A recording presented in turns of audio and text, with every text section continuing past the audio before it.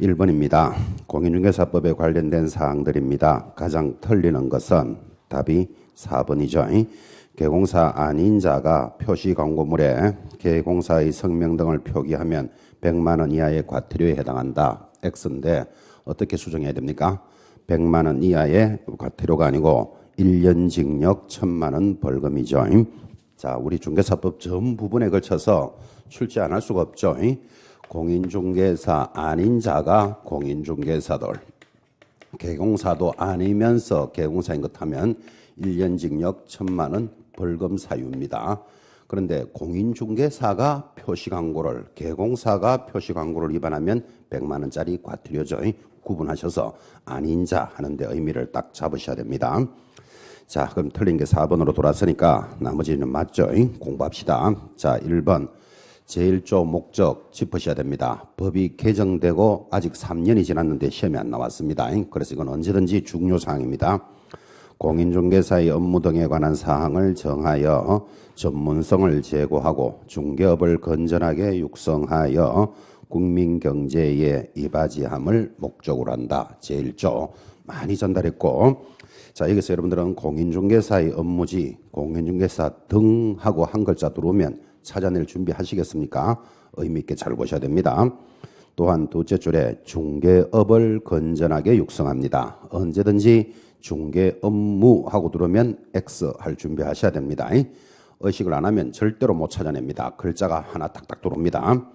그리고 최종 목적은 무엇입니까? 하면 뭐라고 대답하죠? 국민경제에 이바지함. 많이 강조했고, 여러분들 동기생들이 개업을 하시거든 이 업을 하는 최종 목적이 무엇입니까? 물어주라 그랬죠.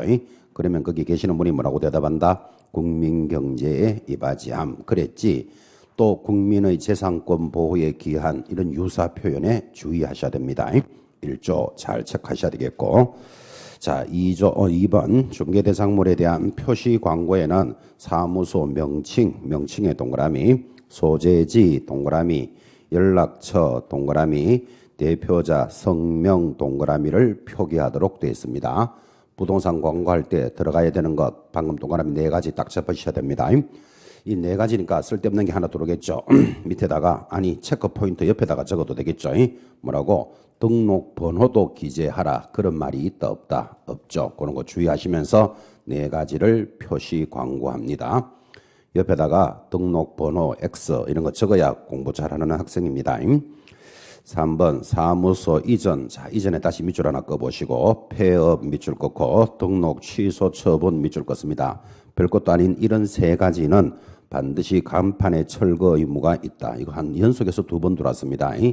이전했거나 폐업하거나 취소 처분을 받으면 철거해야 됩니다.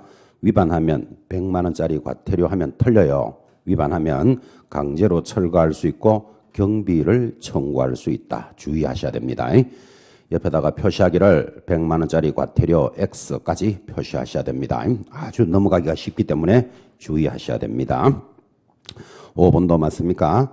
이 법은 중개업에 관한 일반법이며 민법과 상법에 대해서 특별법이고 공법과 사법이 혼재되어 있는 중간법적 성격이다. 그래서 중개사법의 성격도 한번 공부해 봅니다.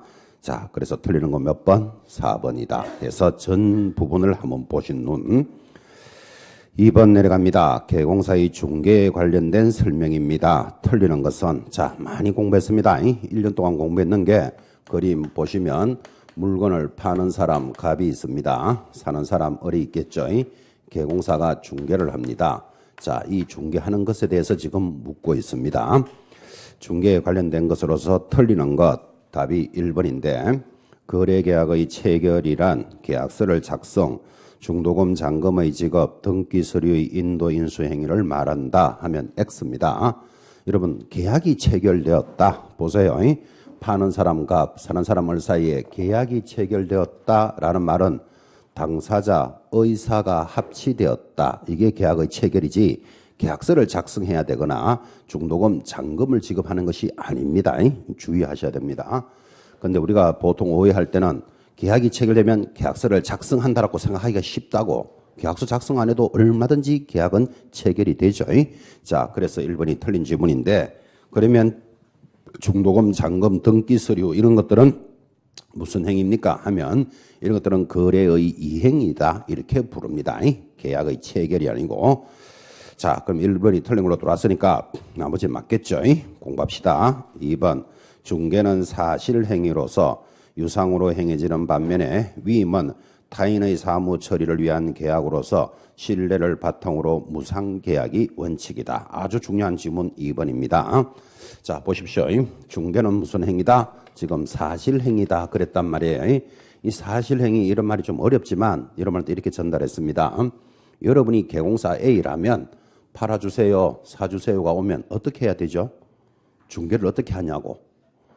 여러분이 개공사라고 치고 아파트 팔아주세요 또는 사주세요 의뢰가 돌았습니다. 어떻게 해야 되겠습니까? 어떻게 하기는 물건에 가서 한번 확인을 해봐야 되죠. 그리고 이 물건을 잘 보고 매수자한테 설명을 해서 매수자가 설명을 잘 들으면 사든지 말든지 하겠죠. 그래서 물건을 확인하고 설명하는 행위, 그런 행위를 뭐라 부른다? 사실행위다 이렇게 말한다 이 말이에요. 자, 그러면 중개는 사실행위라면 중개를 왜 합니까? 계약을 하려고 하잖아 지금. 그죠? 계약을 다른 말로 뭐라 부른다? 법률행위. 많이 강조했죠. 그래서 법률행위 나오면 저절로 계약 암기되어 있어야 된다 그랬습니다. 2인은 하면 저절로 4 딱 올라오죠. 2, 3은 6 올라오듯이 법률행위 하면 계약입니다. 계약을 다른 말로 매매, 교환, 정려예요. 자, 중개는 무슨 행위? 사실행위라면 중개의 대상은 계약을 하려고 하니까 법률행위를 대상으로 한다. 소토리가 이렇게 갑니다. 그래서 한 번은 사실행위, 한 번은 법률행위가 나오니까 나름 딱 구분을 해 놓으셔야 된다고. 이게 무슨 뜻인다 이런 개념을 많이 전달했던 내용들이죠. 3번 중개와 도급은 모두 이거 일의 완성을 목적으로 하는 점에서는 동일하나 도급은 일의 완성 후에 하자 여부에 따라 보수를 감행할 수 있는 계약이라는 점은 중개와 구별한다 그랬습니다. 도급이라는 말은 우리 실제 사회에서는 하청 준다, 하청이라는 말 들어보셨나요? 자, 아파트업자가 아파트를 지으면 자기가 창문도 갈아 끼우고 장판도 깔고 도배도 할 수 있는 건 아니죠. 그래서 자기가 아파트를 지었으면 창문은 네가 다세요, 장판은 네가 까세요 라고 하청을 주는 것을 민법상으로는 도급계약이다 이렇게 이야기합니다. 자, 그럼 그런 도급과 우리 중개는 일이 완성되어야 보수를 준다라는 점은 동일한데 도급의 특징은 일이 잘못되면 보수를 감액할 수 있다라는 조건이 있지만 중개는 잘못되면 수수료 50%를 깎아서 준다. 그런 규정은 있다 없다? 없다. 구별된다 그랬잖아요 지금. 그죠? 그래서 중개는 잘못하면 보수를 감액하는 게 아니고 손해배상에 대해서 책임을 지게 되는 모습으로 갑니다. 4번도 맞습니까? 중개라 하면 자 용어의 정의입니다. 이거는 그대로 암기하라 그랬죠. 중개대상물에 대해서 당사자 간의 매매, 교환, 임대차, 그 밖의 권리의 덕실 변경에 관한 행위를 알선하는 것 하여 용어를 반드시 암기해야 된다 이야기했습니다. 5번째도 맞습니까? 중개의 3요소는 동그라미 합니다. 중개 대상물, 중개 의뢰인, 그리고 개공사 동그라미를 말합니다. 그래서 틀리는 것은 1번인데 자, 우리가 중개하는 그림을 보시면서 이런 중개가 되기 위한 3가지 요소가 있습니다. 중개의 3요소 이렇게 지금 돌았고 동그라미 하셨는데 눈으로 확인합니다. 이것이 있어야 됩니다. 이것이 중개 대상물인데 중개 대상물이 없다. 그럼 중개할 게 없으니까 있어야 되겠죠. 중개 대상물이 있는데 의뢰인이 없습니다. 팔아달라는 사람이 없으면 중개할 일이 없죠. 그래서 물건도 있고 의뢰인도 있어야 됩니다. 자, 물건도 의뢰인도 있는데 개공사가 없다. 그러면 자기들끼리 사고 팔면 되지 중개할 일이 없으니까 개공사도 반드시 있어야 되고 이를 3가지를 3요소라고 지금 동그라미 하셨는데 이 단원을 이렇게 그림으로 눈으로 확인하셔야 되지 동그라미 한 대로 자료로 확인하시면 중개가 되기 위해서는 중개 보수가 있어야 한다. 이런 문제에 걸려든다고요. 중개 보수 없어도 얼마든지 중개할 수 있습니다. 또 중개가 되기 위해서는 중개 사무소를 갖추고 있어야 한다. 여기 사무소라는 말이 있다 없다? 없잖아 봐요. 그죠?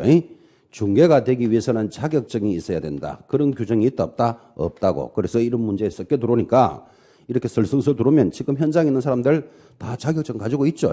또 사무소를 갖추고 보수를 받고 일을 하니까 중개에 다 들어갈 것 같지만 중개의 요소에는 이거 이렇게 눈으로 딱딱 잡으셔야 됩니다. 섞여 들어오는 것을 주의하셔야 됩니다.